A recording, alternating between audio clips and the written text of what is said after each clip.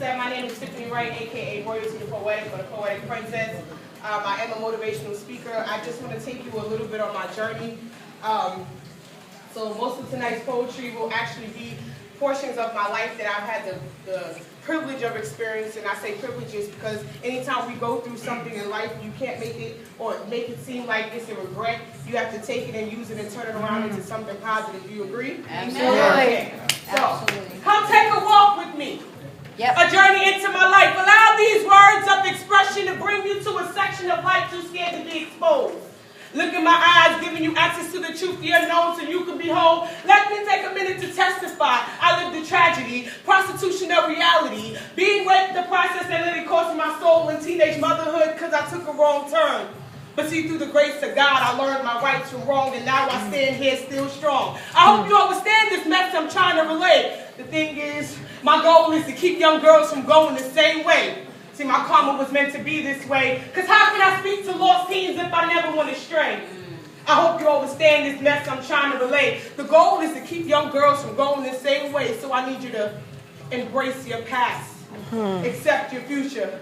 So I hope you understand this message I'm trying to relay. Tonight, my goal is to keep young girls from going the same way. Oh.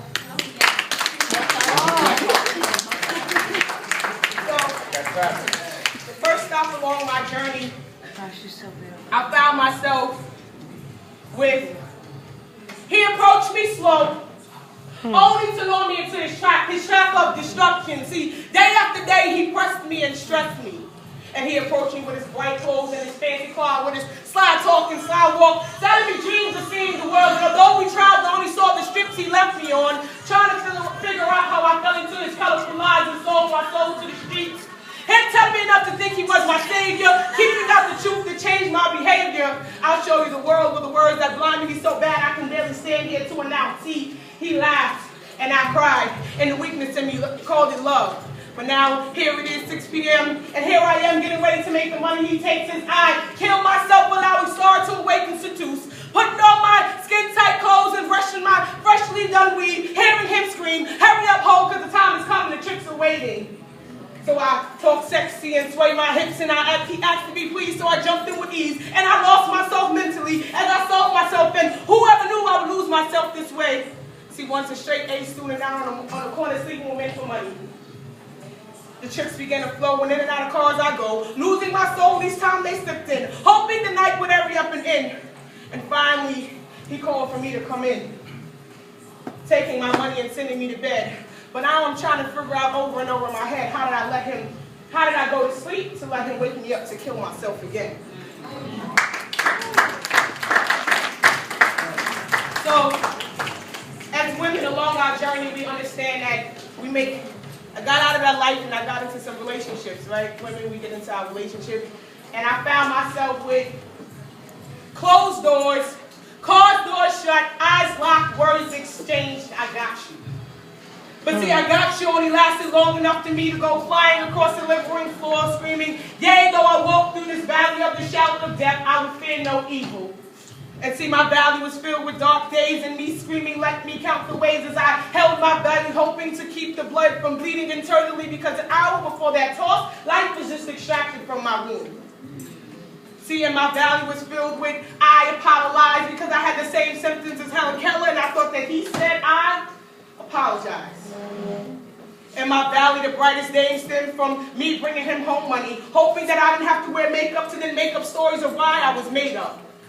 In my valley, I found strength to leave him. For once I didn't believe him. And then the roots of my low self-esteem entangled me. And the words of every other valley that came before him controlled me. And in my safe haven, I called him. And I entertained a conversation that he had changed, only to be manipulated back into his change because his evil sounded so sweet.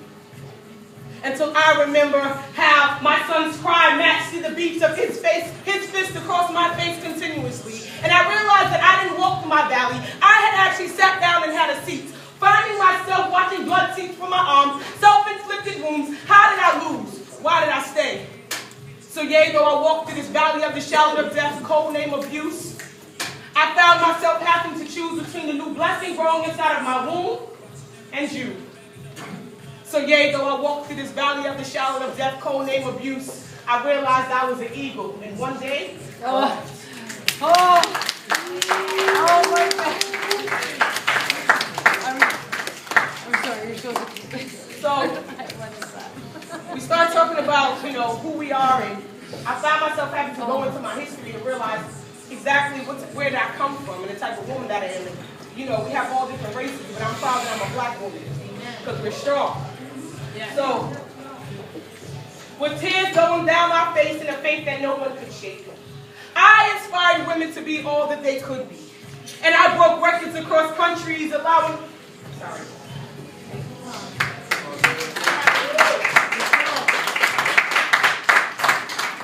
With tears flowing down my face and a faith that no one could shake, I inspired women to be all that they could be. And I broke records across countries, invented hair products. I wrote the stories of my ancestors on these African lips. Who am I? I am a black woman. Woo. And creativity lives inside of me. And I defy no odds by being one of the wealthiest women of all times. I defended my right to be educated and risked my life for others to be free. Who am I? I am a black woman. And I raised my children alone, struggling, providing, sometimes tapping into the strength of Harriet Tubman.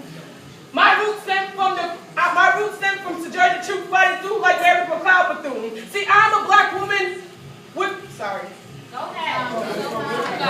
Keep going. I'm a black woman who once was a black girl looking for someone like me to look up to. And I'm a black woman encouraged to see Michelle Obama sitting next to a black man in Washington seat. See, it sparks the little girl inside of me that once wondered if this could be me. So I'm a black woman with the heart of Maya Angelou, who told me that I was a woman phenomenally. And I'm a black woman who demands respect like Aretha Franklin for Melly Evers, so me to stand with open arms and embrace every challenge and pain. So I'm a black woman striving to pave the way for the generation that comes after me, hoping that little black girls would read my poetry and be inspired like I was with Phyllis Wheatley. Because my roots stem from fighters and survivors, activists and protesters fighting for rights like Rosa Parks. So you ask, who am I? I'm proud to announce to you that I am a black woman.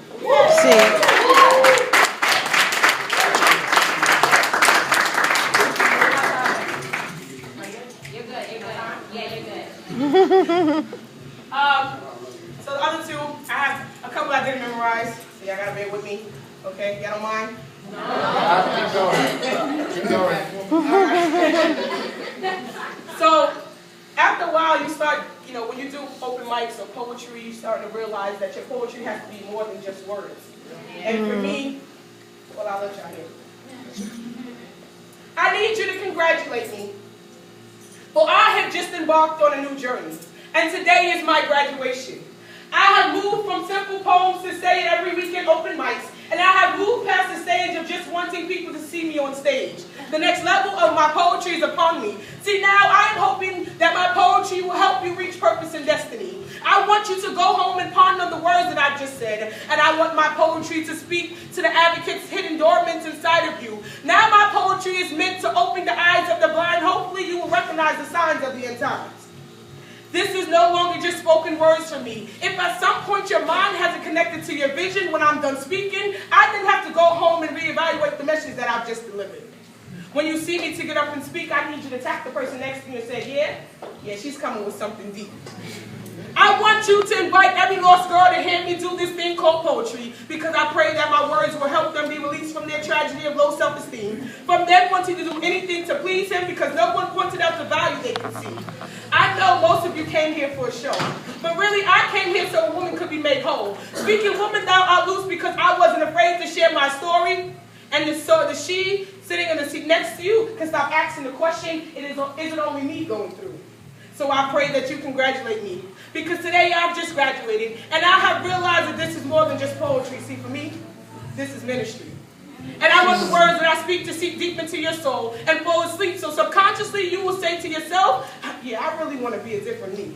See, the poetry that I speak is more than me getting the glory. I want to see you rise above your adversities.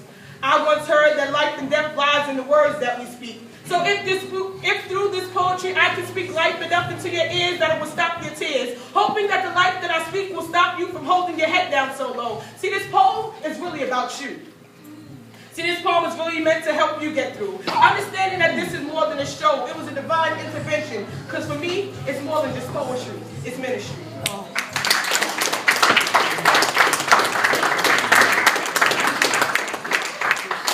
So I'm going to leave you with one last poem. And really, it's actually where I am right now, understanding that if you look around and you know your story and you see the things that you've gone through, how many of you are survivors? How many people are survivors? I'm a survivor. So, y'all bear with me, I don't sing. You got a little chorus to it, I don't sing much, so y'all let me do it, okay? I'm still I stand, and still I rise. Still I stand, and still I rise. Winds blowing in my mind, only knowing what's happening in this moment in time. Caught in a feeling between all hope is gone, and I must continue to go on. Still sometimes my knees bring me to an automatic position of prayer, because sometimes it seems like only God is the one who hears. These words that I speak are a cross mix of your reality and someone else's truth. So sometimes when it seems that life has left you misplaced, depending on how you see your situation, it might have helped you shift it into a better place. See, a man once said that he'd never seen the righteous forsaken, so I have to believe he was talking about you.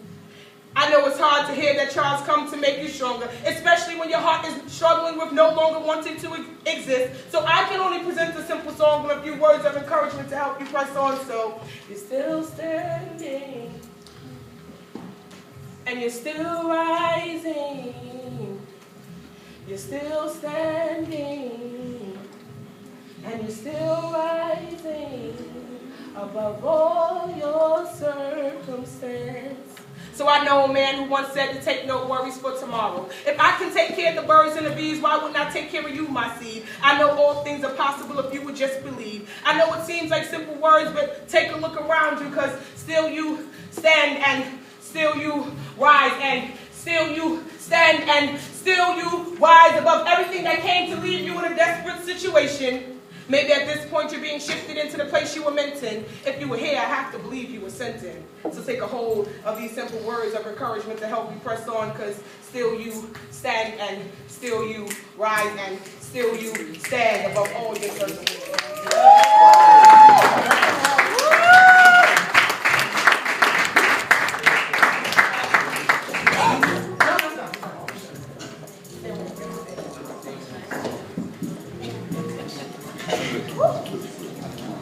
Snap, snap, snap, snap.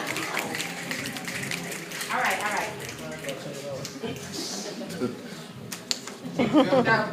Thank you. And I knew that.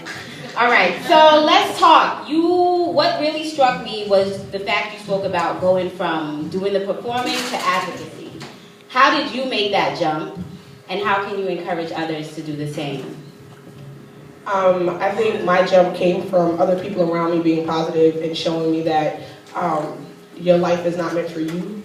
The things that I went through, the prostitution, the single parenthood, everything that I went through was not for me. It was for somebody else. So at some point you have to take your life and encourage someone else. So for me, it was just realizing how many young people were really hurting and really going through those particular situations of low self-esteem, and me having enough courage to say, you know what, I'm not afraid to share those things if it's going to help you be complete.